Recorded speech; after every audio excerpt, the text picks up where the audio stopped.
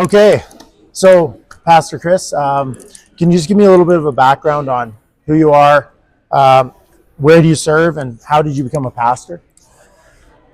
Great. Pastor Chris Cousine. I am pastor of Covenant Presbyterian Church in Cochrane. We planted it in 2021. Previous to that, I was a church planting pastor with the North American Mission Board with the Southern Baptists. We planted a Reformed Baptist church called Hill Country Church in Cochrane that lasted for 5 years.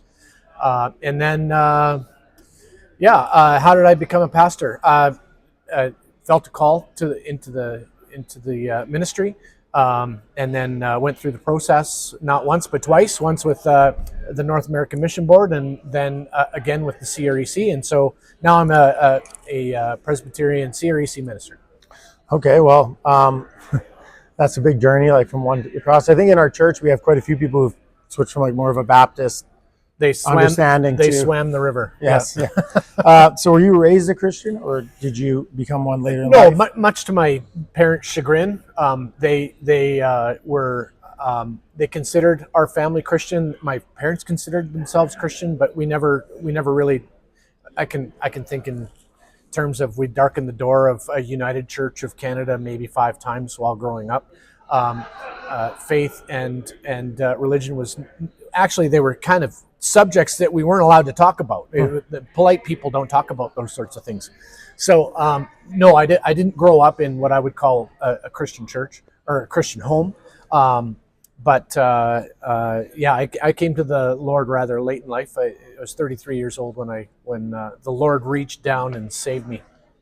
Yes, that sounds a little bit like me. I'm just going through some things in my head with the United Church and trying to picture you in the United Church, even inside the building. Yeah. And, what color hair did you have at the time? Not purple. Okay. Not purple. Yeah, no makeup or Nope. cat outfit or anything. No. Okay. So this is kind of a two-part. Like, how did the Lord bring you to your faith, and then what most shaped your theology once you became, like, how did you get from where you got faith to where you are now? I would say I made shipwreck of my life prior to 30. When I was up till I was 33, I made shipwreck of my life, and I did things my way, as the old song goes. I did it my way, and looked around me and saw the train wreck of a life I had, and it was in that moment that the Lord opened my eyes, and I understood the grace of God, and I understood the peace of God, and I understood the gospel for the first time. I understood what that forgiveness was. So I bowed the knee to Christ and have walked with him ever since. And then, like most, my wife and I started attending a Baptist church. We got baptized as Baptists. So that was just the tradition that I started in. But as I read my Bible, as I got further into questions of theology, questions of the covenant, how the Old Testament fit with the New Testament, it just led me down a path. And of course, God intervenes, introduced me to different theologians. So I was introduced to John Piper, Johnny Mack, R.C. Sproul, who else was in there? Even Mark Driscoll, those kinds of guys. And I really fell in love with the teachings of R.C. Sproul.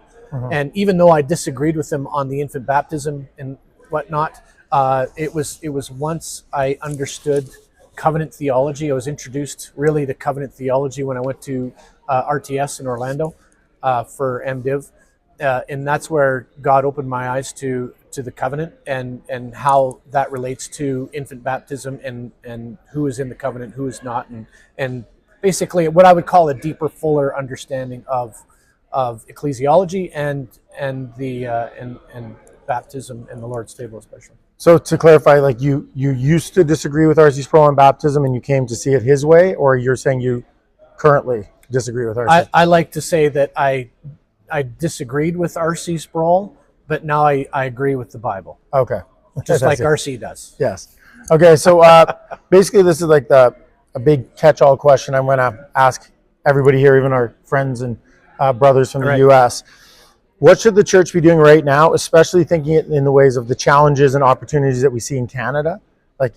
obviously or at least I think we share the same view, that the long view that Yeah. the gospel will be victorious Absolutely. here. But what does that look like now, like today? I would say one of the biggest problems, especially that I've really started noticing in the last 4 years, and I think it was always there, but it's really become a big picture thing to me that just has become very, very clear, and that is that in Christian circles we have been very individualistic and pietistic, and we need to think bigger.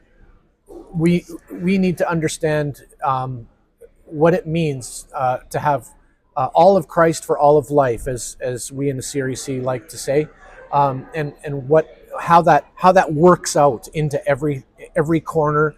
That there isn't an area of life where Jesus doesn't say mine, and when we think of it that way, and we couple that with the post-millennial eschatology, that every nation will bow, every tongue will confess. Praise God for that.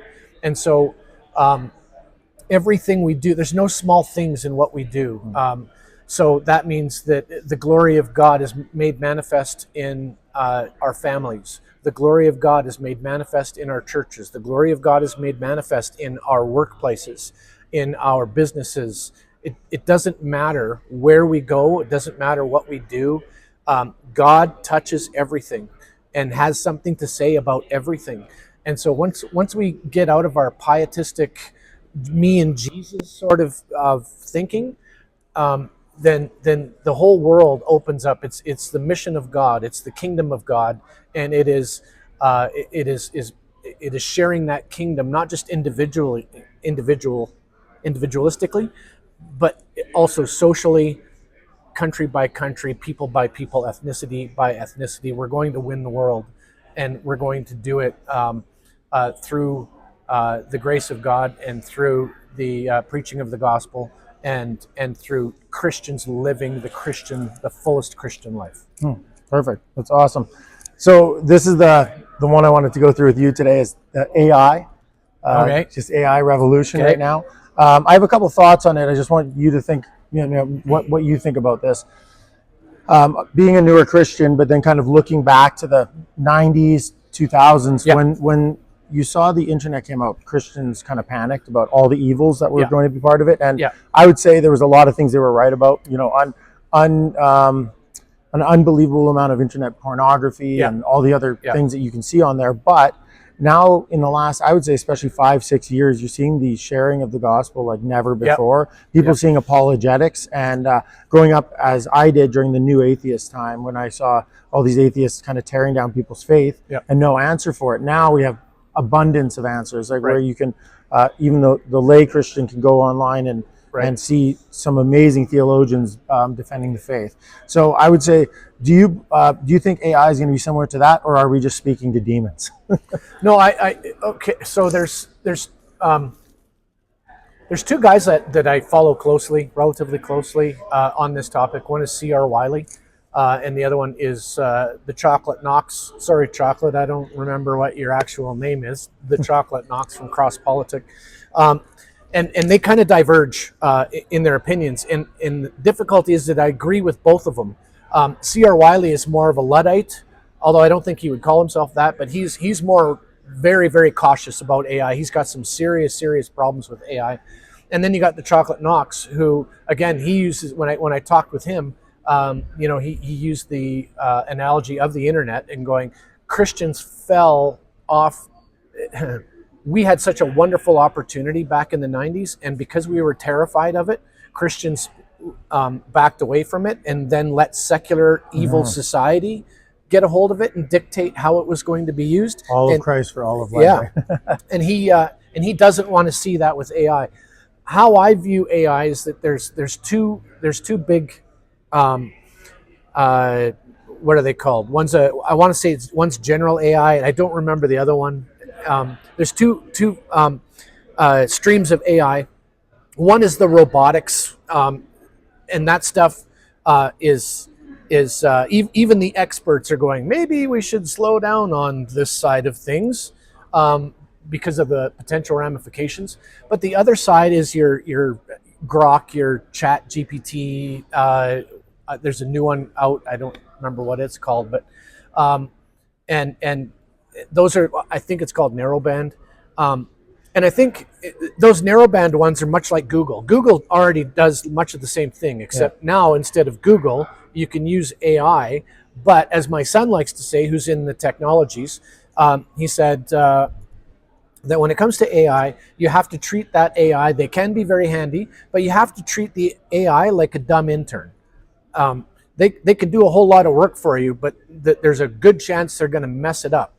And so I think going back to something I heard Chocolate Knox say, and I agree 100%, and that is that AI, that narrowband AI is a great tool for those that have done the homework. So what that means is that if I've already read the book, if I've already read the author, if I already know, at least somewhat know of the area in which I am asking it questions, I'll be to the point where I'll be able to see where it's gone off or what it's making up, or I'll know that's not right. It can be very, very handy. Where you don't want to use it is when you're asking it questions or getting it to do research. I use that term very lightly. Where you're getting it to do research on things that you really don't know a lot about. That's where I would strongly, strongly caution against using it. Do your homework first. Read a book. Pick up a book and read it.